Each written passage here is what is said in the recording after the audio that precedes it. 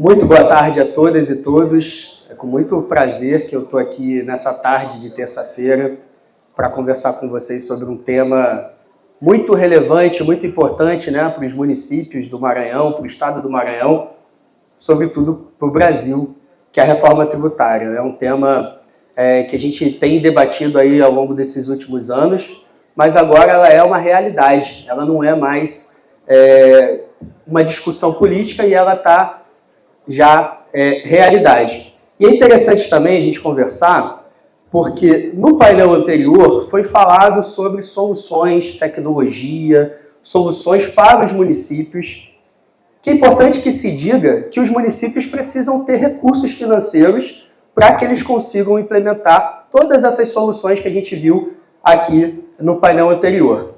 Como os municípios e o Estado e a União, eles precisam arrecadar para que eles consigam fazer todas essas políticas que foram faladas, inclusive outras políticas sociais. Começando de maneira bem objetiva e também sem me alongar muito, mostrando um pouco da complexidade do nosso atual sistema, que eu já vou falar que ele vai mudar e vai ter um período de transição, né, um período dessa mudança. Então a gente tem um sistema hoje que, na questão do consumo, né, porque essa reforma ela atacou basicamente os tributos sobre o consumo, acontece que o nosso atual sistema aqui, pessoal, ele é, de certa maneira, muito complexo, né? Porque a gente tem vários tributos, muitas vezes incidindo sobre a mesma base, ou gerando muita insegurança jurídica, porque a gente tem vários regulamentos. O ICMS ele é um imposto estadual, então cada estado tem sua particularidade em relação ao ICMS. O ISS, que é o imposto municipal, com mais de 5 mil municípios, então uma certa dificuldade para as empresas. Isso gera um alto custo, inclusive, empresas precisam ter bases em estados para entender a complexidade. Empresas que tenham mais de uma unidade no Brasil precisam ter grupos, né, de trabalho ali na questão tributária para entender a legislação de cada estado ou do município que atua. Isso gera também uma desigualdade na distribuição dessa carga tributária, porque a gente tem hoje uma parte da tributação sendo repartida na origem e no destino, tá? E aí foi pensado numa reforma tributária para fazer uma simplificação em relação a esses tributos que atacam o consumo, e aí a gente vai falar um pouquinho sobre ela.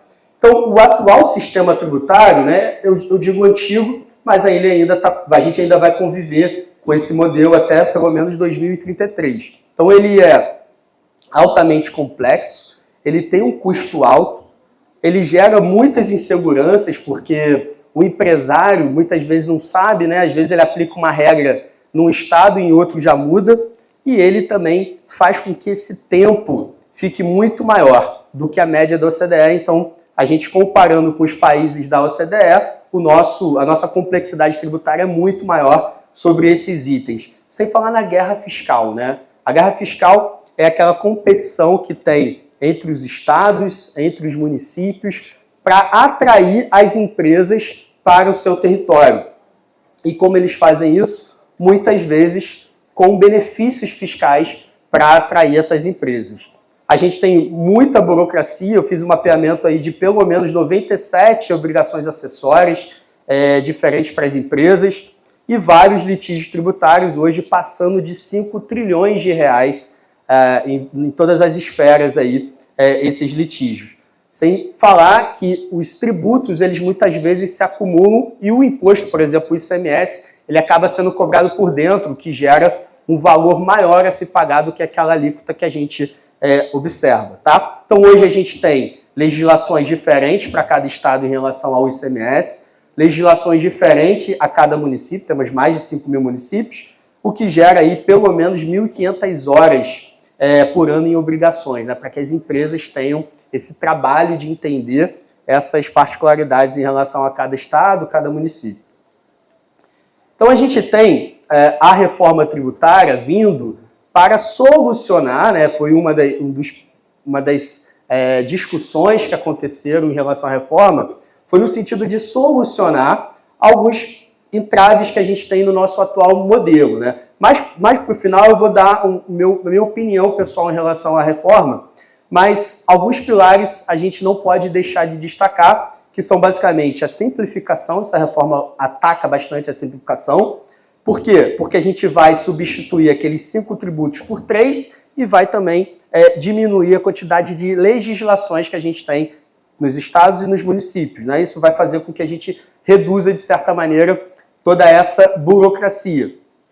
E vai ter também, com isso, uma certa harmonização dessas normas, tanto nos estados quanto nos municípios, porque a gente vai ter aí um comitê gestor, onde vai estar, de certa maneira, centralizando essas decisões. A tributação ela passa a ser no destino, ou seja, o município ou que tiver instalado ali aquela empresa ou quem estiver consumindo aquele produto, naquele lugar que vai ficar a arrecadação do tributo. Tá? Hoje isso não acontece dessa maneira. Além disso, a gente deve ter uma redução de desigualdades regionais, que eu vou mostrar já aqui nos slides. Foi criado também um imposto seletivo, que eu vou comentar. Ele é um imposto que basicamente tributa produtos e serviços que fazem mal à saúde e ao meio ambiente. Espera-se, e esse ponto aqui é um pouco polêmico, tá? Porque ainda está muito no campo das estimativas, mas espera-se que com isso haja um certo crescimento. O fim da cumulatividade, isso deve fazer com que as empresas consigam ter um pouco mais de recursos, desonerando algumas questões de investimentos e aumentando essa competitividade.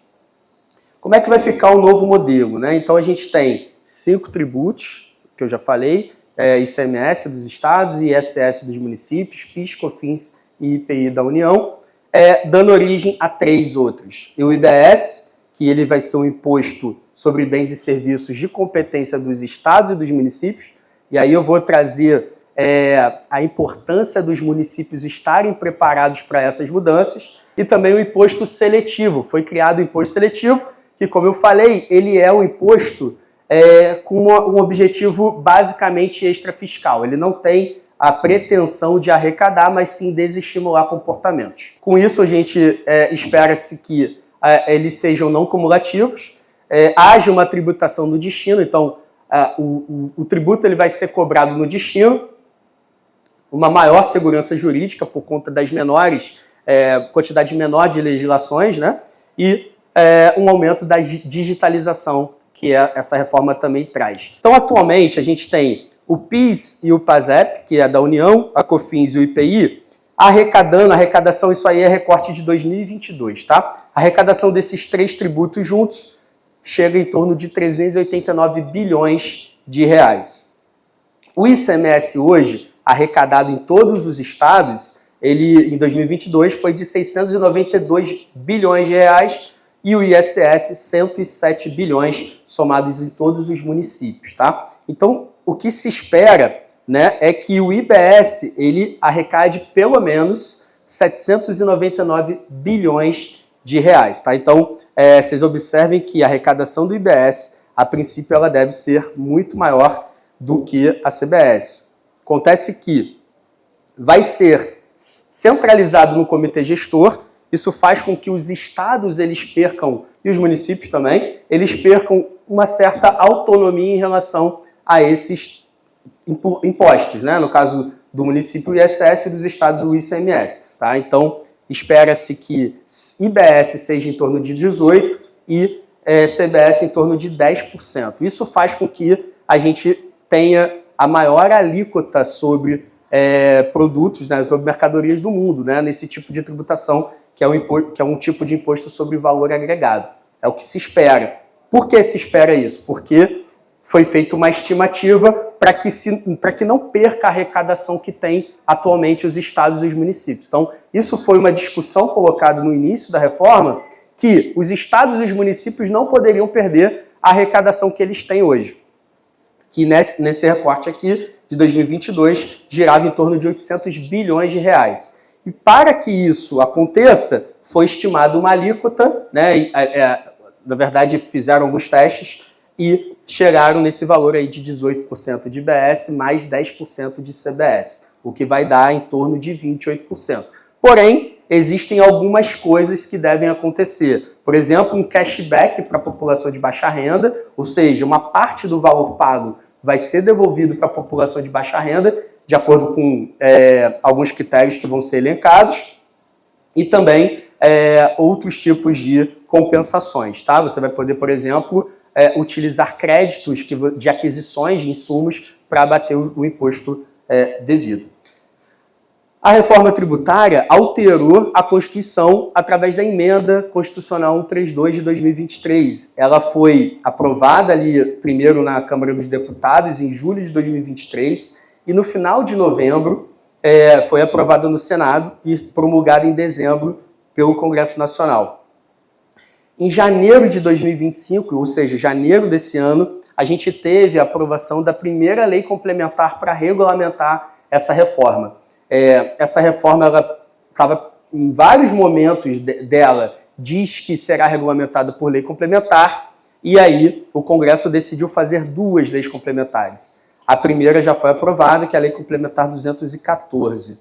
Tá? Então, a gente já tem atualmente na nossa Constituição a criação do IBS, que já falei que vai ser dos estados e municípios, a criação da CBS, o imposto seletivo, a questão das proteções das alíquotas reduzidas para algumas atividades, para alguns produtos também. Um seguro receita para os entes federativos, que eu acabei de mencionar, ou seja, está previsto que não diminua a arrecadação dos municípios e nem dos estados. Já está sendo falado também do Comitê Gestor do IBS, onde vai estar ali representantes dos estados e dos municípios, porque terá uma arrecadação centralizada. A transição, pessoal, vou falar como vai ficar esse período de transição, porque nesse período vai ser talvez o momento mais crítico e difícil, não só para os municípios, mas para nós também, auditores ali da Secretaria de Fazenda dos estados, tá? Então a gente tem um cronograma que eu já vou detalhar ele. A Lei Complementar 214, que foi aprovada agora em 2025, ela trata basicamente de algumas definições de serviços, né, o que vai ser tributado, a base, as regras de não cumulatividade, alíquotas já começaram a ser faladas ali, regimes diferenciados, e a questão do comitê gestor. Porém, a lei complementar que está faltando ser regulamentada vai tratar especificamente desse comitê. Então a gente tem, como eu já falei, a aprovação da emenda constitucional em dezembro. Em abril de 24, esse envio da lei complementar para o Congresso e aprovada apenas em janeiro de 25. A previsão é que a segunda lei complementar, que na verdade é o PLP 108, seja aprovado agora em agosto de 2025. E aí, com isso, fechando essas regulamentações da reforma tributária. A gente tem a reforma já começando, então, a partir de 2026, ano que vem, a gente já vai ter uma alíquota teste de CBS. Então, a gente vai ter uma alíquota de 0,9 de CBS e 0,1 de IBS, mas é apenas uma alíquota para calibrar o sistema. Inclusive, já foi, na semana passada, lançado o primeiro modelo já de nota fiscal, já colocando a CBS. E aí a gente vai começar um período de transição. Então, a partir de 2027, né, a gente já começa integralmente a CBS. Então, 2027 já passa a ter CBS integralmente, e aí você vai ter o fim do PIS e da COFINS. Isso é importante, porque PIS e COFINS, várias empresas pagam PIS e COFINS e elas deixam de existir a partir de 2027. E a partir de 2027 também a gente tem começa a valer também o imposto seletivo, que é um imposto basicamente sendo cobrado por atividade. Né? E a partir de 2029, a gente começa um período de transição com redução do ICMS e o aumento do IBS até chegar a 2033 e a gente ter aí 100% de IBS e aí acabando o ISS e o ICMS. Então a gente vai ter aí um período de transição a partir de 2029, onde terá convivência. E aí eu acho que esse período é muito complexo, a partir de 2027 principalmente. Por quê? Vai existir o ISS, vai existir o ICMS, já vai estar existindo o CBS e já vai estar existindo o IBS. E aí as alíquotas vão estar diminuindo de ICMS e ISS, aumentando de IBS. Isso vai gerar muita complexidade para as empresas, para o trabalho da fiscalização. Vai ser um período bastante difícil, tá? Então precisa estar muito organizado. E aí tem um período de transição federativa, que é de 2033 a 2078, para que essa redução ali, né, essa mudança de tributação na origem e no destino para alguns estados aí que iriam perder, por exemplo, estados como São Paulo. Então, como é que é o sistema antigo ou o sistema atual e a diferença para o sistema novo, né? Então, a gente tem hoje ICMS, ISS, IPI, PIS e COFINS. A gente tem tributos em cascata, o que é a cumulatividade. A gente tem o tributo sendo pago no local da produção e uma parte também ficando ali para o destino, e guerra fiscal entre os estados. O que se espera com esse novo sistema? A mudança de 5 tributos para 3, que seria o IBS, a CBS e o Imposto Seletivo. A não cumulatividade, ou seja, créditos amplos, então você vai poder aproveitar o valor do que você está, de créditos, né, do que você está consumindo na sua atividade, para fazer ali a compensação o valor que você tem que pagar. E com isso espera-se que também a alíquota efetiva fique menor. E a gente passa a ter uma tributação no destino. Essa tributação no destino, pessoal, é muito relevante, sobretudo para o nosso estado aqui do Maranhão. Porque o estado do Maranhão, ele na sua, né, no nosso modelo atual, a gente tem poucas indústrias aqui. Então, grande parte do que a gente consome vem de outros estados. Dá exemplo também de e-commerce. O que a gente compra na internet vem basicamente de São Paulo, Minas Gerais, Rio de Janeiro. E parte do que você está comprando daquele estado, o imposto fica para o estado onde está sendo enviado aquele produto. E outra parte fica para o estado do Maranhão. Vai mudar, vai ficar tudo para o estado que está consumindo. Então, vai vir tudo para o Maranhão nesse caso. Então, espera-se que mude. Porém, os estados que vão perder pediram politicamente, por isso que tem esse período de transição federativa até 2077 ali. Tá? Então, esse tributo ele passa a ser no destino e espera-se que diminua a guerra fiscal. Por quê? Porque aí as empresas elas começam a se instalar não no local que tem maior benefício, mas sim no local onde é melhor para a atividade econômica dela. E aí eu entendo que o estado do Maranhão, os municípios aqui do Maranhão tendem a ganhar com isso. Porque o estado do Maranhão, para quem conhece, para quem anda no estado, no interior, observa que tem uma vocação aqui muito propícia para várias atividades. A gente tem um porto, que é talvez um porto que mais cresce no Brasil, e é um porto que é mais próximo da China, é o porto que é mais próximo da União Europeia. Então isso pode favorecer com que empresas e indústrias se instalem aqui no Maranhão.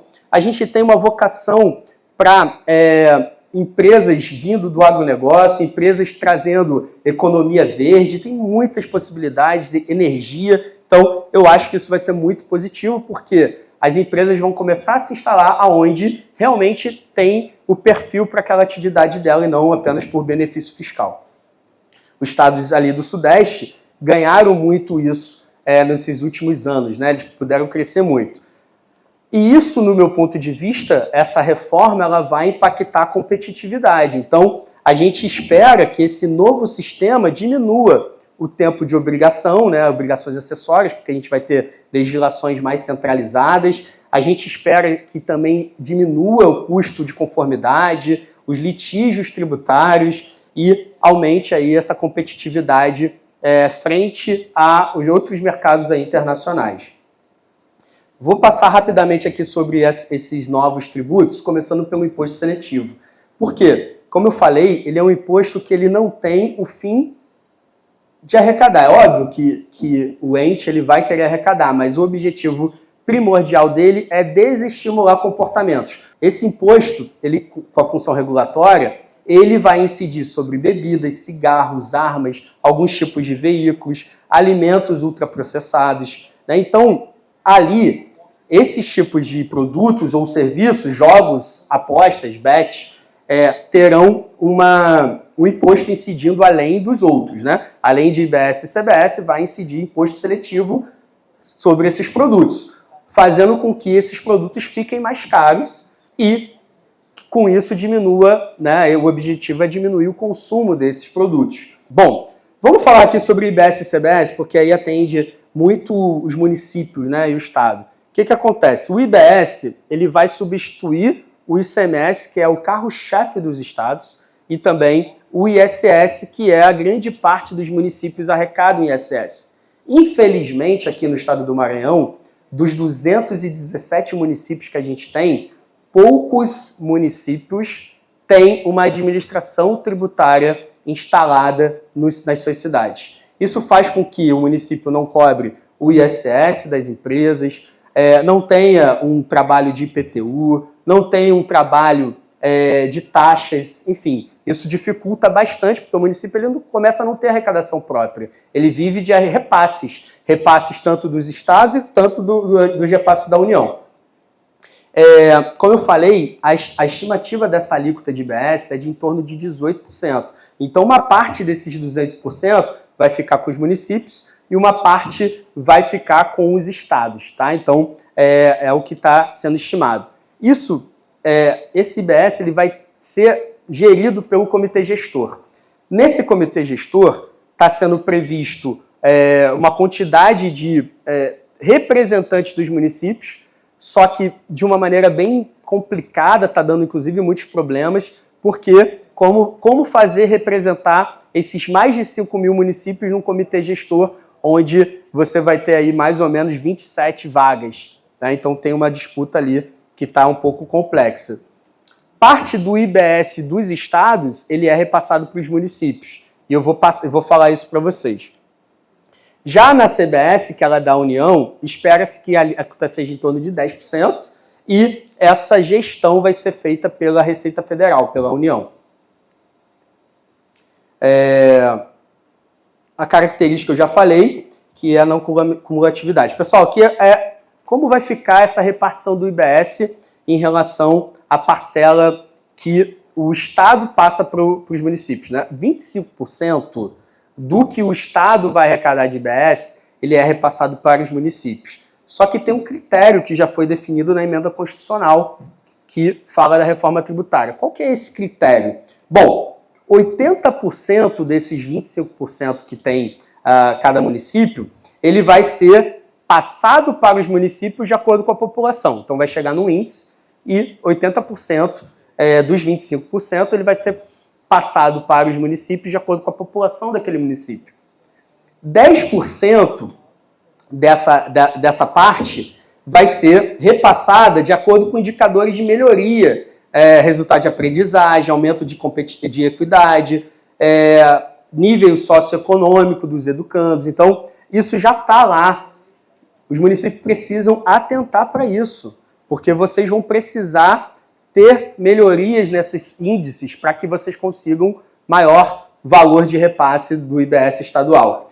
5% dos 25% vai ser repassado para os municípios de acordo com indicadores de preservação ambiental. Então, olha a importância, inclusive o evento aqui falando de inovação, sustentabilidade, olha a importância dos municípios já se prepararem para essas questões ambientais também, porque você pode conseguir um valor a mais de repasse para o teu município, né? Então isso é importante. E os outros 5% vai ser passado igual para todos os municípios, tá? Então, chama atenção aqui para esses critérios, esses quesitos que os municípios precisam estar muito atentos. Ela vai ter alguns impactos, sobretudo para algumas capitais, né? Então, foi feito alguns recortes aqui, peguei um dado do Congresso em Foco para analisar como é a arrecadação da parte do ICMS nesses municípios capitais, né? E observa-se que nesses municípios teve uma redução ou seja, teve uma perda de participação dessas capitais, porque a gente vivenciou em alguns períodos, esse recorte pega de 2010 a 2020, e também tem depois ali de 21 a 24, ele pega um período, inclusive, de pandemia, tá? E aí a gente teve bastante dificuldade. Então a gente observou uma perda aí de 11,3% de 2010 a 2020, chegando a 17% em capitais no período de 21 a 24, tá? Municípios com mais de 500 mil habitantes também tiveram perdas, tá? Então, municípios maiores tiveram perdas.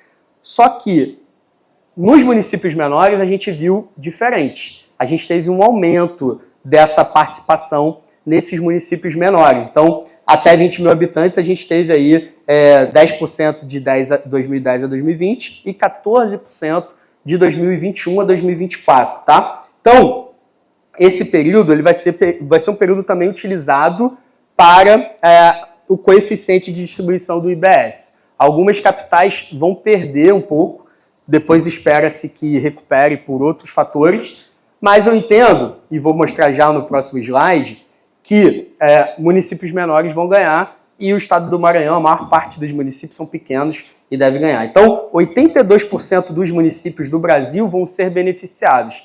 Tá? 32 municípios, aí, sobretudo os grandes, terão perdas, mas olhando por essa ótica, tá, pessoal? Olhando por essa ótica de repasse de ICMS, tá?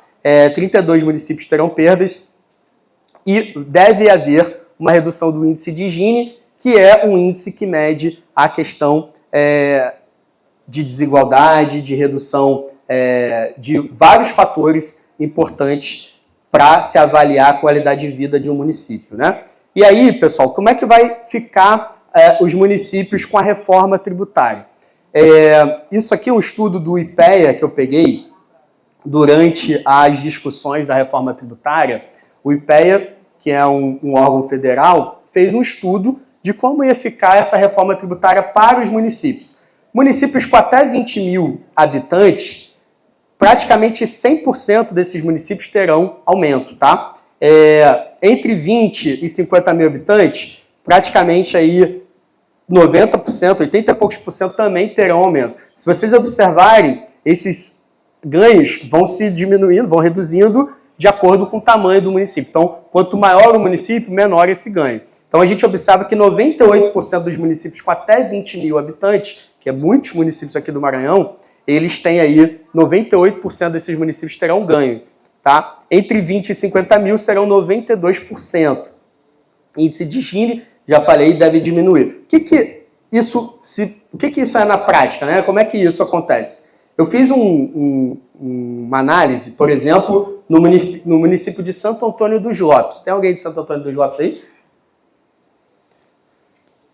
Não tem, né? Então, Santo Antônio dos Lopes, ele é um município que tem uma arrecadação relativamente alta por conta do gás natural, tá? Royalties, né? E lá, comparando com Turilândia, hoje tem 43 vezes mais em termos per capita do que Turilândia. Com essa reforma, em relação a repasses, essa diferença de 43 passa a ser 4 vezes mais. Ainda continua sendo maior, mas hoje é muito desigual. Hoje é muito desigual. Isso eu trouxe um exemplo aqui de um município, mas tem outras situações acontecendo em outros municípios e no Brasil inteiro. Tá? Isso faz com que essa questão desse repasse seja mais justo, né? Porque você não tem culpa de estar no município que não tem gás natural, por exemplo. Né? Então você precisa ter condições de poder desenvolver o teu município.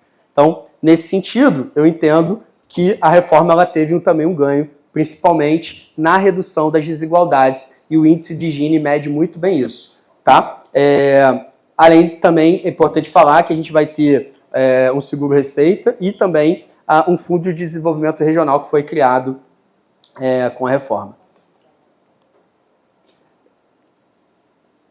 Para os municípios, essa reforma também alterou algumas coisas, que não só o IBS e CBS. Ela teve uma alteração importante no IPTU e na COSIP, que é uma contribuição sobre iluminação pública. Né? No IPTU, teve uma mudança sutil, mas uma mudança importante para os municípios.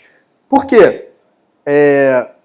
Você vai poder, a partir dessa mudança, alterar a base de cálculo do IPTU por decreto, coisa que antes não era possível. Então, tinha uma certa dificuldade, porque você precisava fazer todo aquele trâmite legislativo e muitas vezes não era possível, demorava muito. Então, ficou mais fácil para o prefeito aumentar a alíquota ou, de repente, atualizar a base, né, o valor venal dos imóveis do seu município. Isso vai fazer com que tenha maior agilidade. Em relação à COSIP, que é essa contribuição que a gente paga sobre iluminação pública, ela foi ampliada para você poder utilizar também como monitoramento, vigilância. Inclusive foi mostrado aqui o caso lá de Campinas com câmeras de segurança pública, tá? Então, isso pode ser bem interessante para ter mais recursos para o município poder atuar.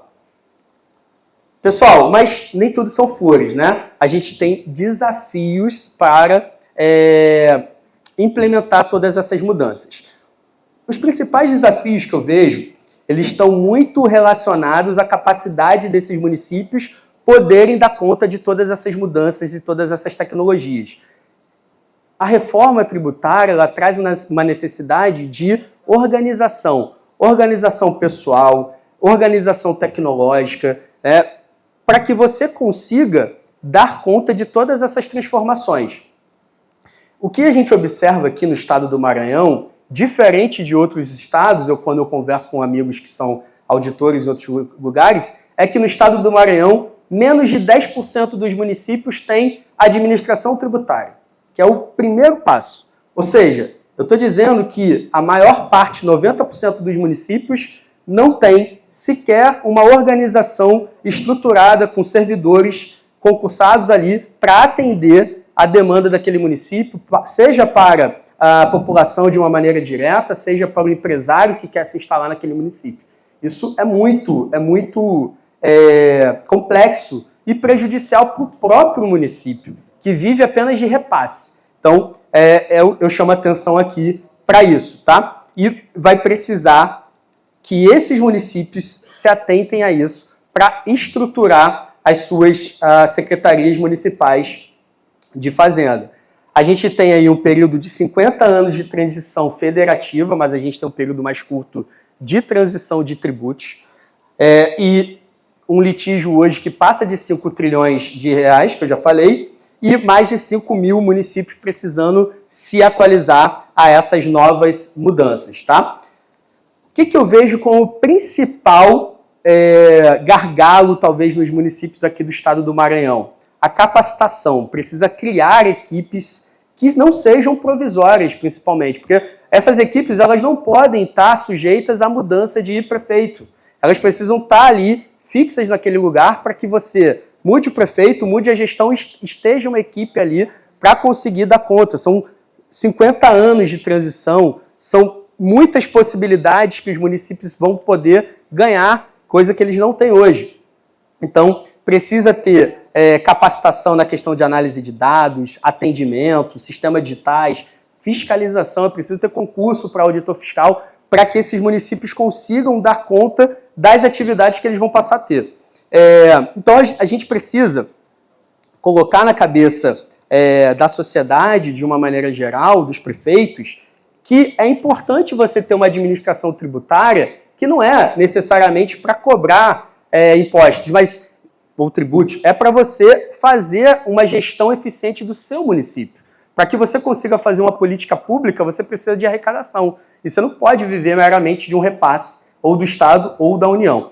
Precisa ter um planejamento financeiro, sistemas digitais, equipes qualificadas e técnicas para que dê conta de todas essas atividades, para que dê conta do atendimento ao público, que é o básico desses municípios. Os municípios precisam ter uma base para que possam tirar suas dúvidas, se consultar, abrir sua empresa de forma célere, ou atrair novas empresas. Uma coisa importante é que hoje, mais de 50% das empresas que trabalham com cartão de crédito, que é o grosso da arrecadação de ISS, estão instaladas nas cidades do interior de São Paulo, Barueri, Campinas. Por quê? Porque lá tem benefícios aos montes para essas empresas.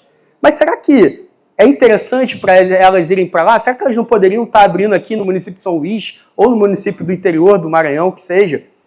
Bom, se você tiver uma estrutura mínima para tu receber uma empresa dessa, uma equipe, uma equipe de tributária, né, uma Secretaria de Fazenda Municipal, você consegue entender a necessidade daquela empresa e atender, muitas vezes, aquelas demandas, né? Isso vai fazer com que você traga empresas para o município, gere emprego, gere renda, o que é muito importante, tá? Mas a gente está vendo aí uma demanda muito grande por servidores qualificados nessa área tributária. Vai precisar de investimentos, já tem recursos aí passando aí de bilhão de reais.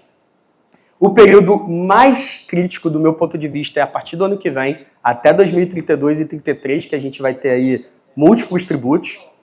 E vamos precisar passar por modernização tecnológica, né? Esses sistemas, com a reforma tributária, muitas coisas serão eletrônicas, muitas transações serão eletrônicas, mas não todas as transações serão eletrônicas. Ainda vai ter gente usando dinheiro, ainda vai ter gente fazendo transações de forma informal. Então, vai precisar de equipes, vai precisar de infraestrutura de dados, vai precisar de comunicação com dados do município, com a Secretaria de Fazenda do Estado, com a Secretaria da Receita Federal, sistemas especializados, pessoas para operar esses sistemas. Então, é super importante que os municípios já se atentem a isso, tá?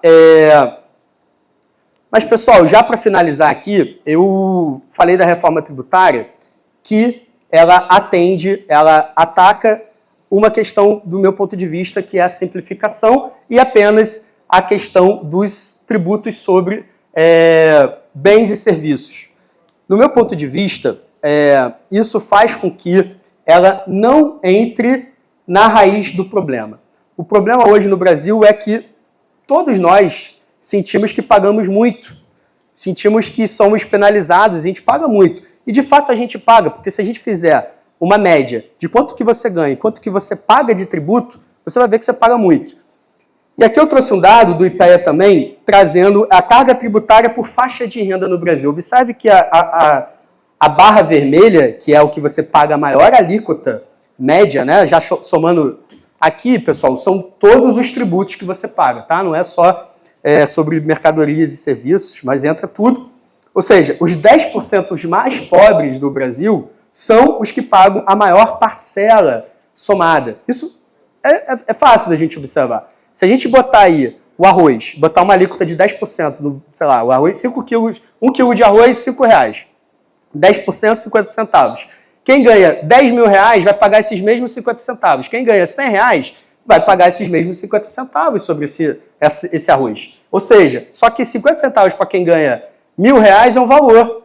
Para quem ganha 10 mil, é praticamente insignificante. Então, hoje, esse é o problema. Se observar, os 10% mais ricos, eles têm uma alíquota final muito menor do que os 10% mais pobres. E o que isso faz? Faz com que a gente não pode aceitar parar por aqui nessa reforma. A gente precisa atacar uma reforma que não atenta basicamente sobre o consumo, que é o que foi essa reforma. A gente precisa atentar sobre o patrimônio e a renda, que é o que é feito em todos os países do mundo, nos países mais desenvolvidos, onde a gente consiga equilibrar, de certa maneira, essa balança que está muito desigual. Então, o que eu defendo? Que a gente avance para uma reforma mais justa, que vá sobre o patrimônio e a renda de todos, para que a gente diminua esse desequilíbrio, inclusive diminuindo essa alíquota sobre mercadorias, sobre serviços, para que a gente não pague tanto, né?